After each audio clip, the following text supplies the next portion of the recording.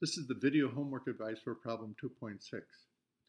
In part A, we have the basic equation for a magnetic moment in a constant magnetic field. This gives us precession, as we know.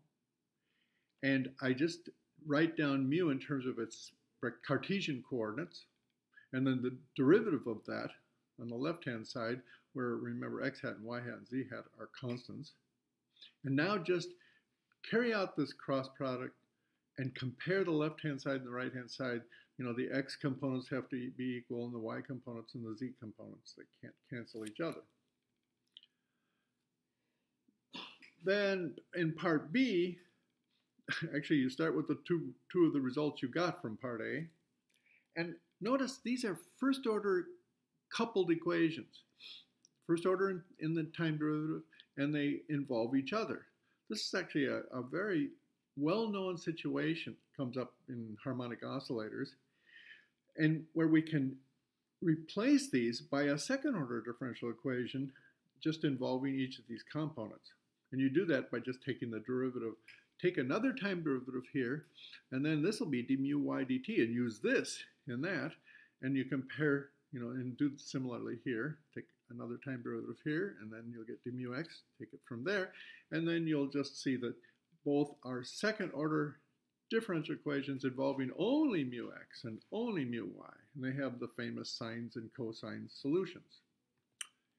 In part C, we take these general sines and cosine solutions for these components, mu x and mu y, and we actually then can substitute them back into the first order equations, which give us two equations that we can use to eliminate C2 and D2, say. And again, this all revolves around the fact that if you ever have an equation like alpha cosine u plus beta sine u equals gamma cosine u, this is just a constant, not the gyromagnetic ratio, plus delta sine u, then you know that alpha must be gamma and beta must be delta because cosine and sine are independent, so-called linearly independent. They can't cancel each other.